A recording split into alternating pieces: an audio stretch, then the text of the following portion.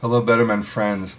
There's a trap that many of us fall into. Those of us who are working on ourselves to become better men, whether it's doing counseling or doing a seminar or a retreat, reading self-help books, articles, watching some segment on television, we're tuned into those things that might improve who we are, our lives, our relationships.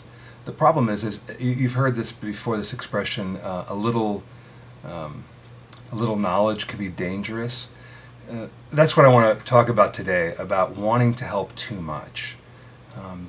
In the men's work that we have, what we do is really communicated, usually man to man.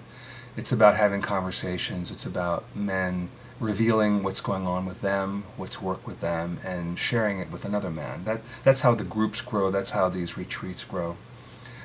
But sometimes what happens is that we want it more than the other man does.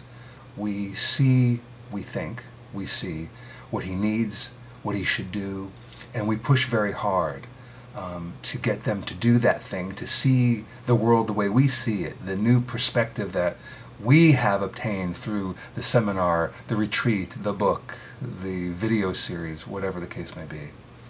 What happens is we oftentimes push those people away. Sometimes we come on so strong that we push them away forever, and they don't trust us anymore.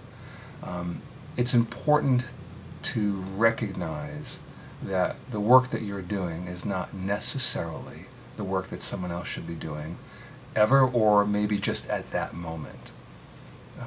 I encourage the men to talk about what's going on, to talk about what they've learned, to share their experiences with the men in their lives in hopes that those men will want to make a similar choice so they can improve the relationships in their lives as well. But we can't want it more for someone else than they want it for themselves.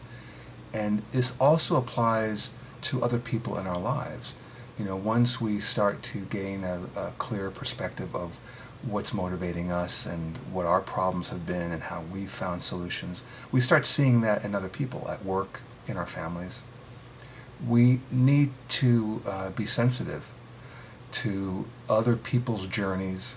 They're on their own journey, at their own pace, and it may not coincide with what we think ought to be taking place, especially when we're thinking about when we're talking about our kids, you know, where we take so much ownership in how they are and how they're behaving and how they're turning out.